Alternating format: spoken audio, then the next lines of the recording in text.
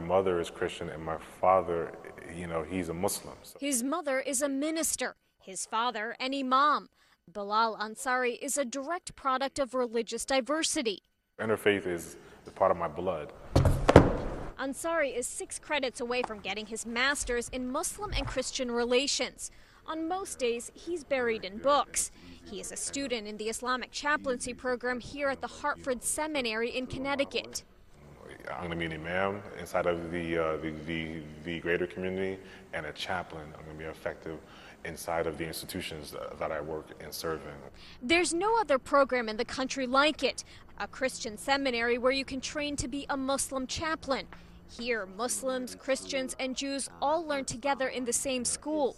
They find themselves very quickly in classes with people. Christians find themselves in classes with Muslims, and Muslims find themselves in classes with Christians, and they start eating lunch together, and they start talking together, and so forth. And it's that interfaith dialogue they hope will fuel understanding for all faiths. Here, imams study from the same books as Christian clergy. The atmosphere is open. Tucked away in a Hartford suburb, it's a small religious school with less than 200 students.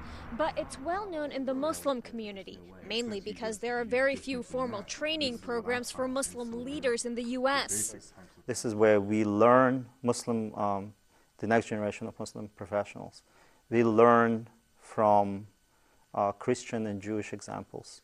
Muslim students from the program will go on to be chaplains at various institutions, the military, hospitals, schools.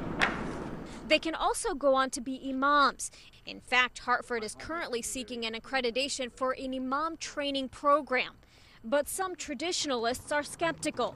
The imam at this nearby mosque says the seminary's program doesn't prepare a Muslim to be a faithful leader. Nobody should associate partners with Allah in worship. That's the basics. And I don't think that any Muslim should compromise this. We can't compromise this. We worship Allah and Allah alone. And it's not just conservative Muslims who have a problem. Others argue the school could become a breeding ground for terrorism. With the violent rhetoric surrounding the Islamic Center near New York's Ground Zero, the students here find themselves defending the program.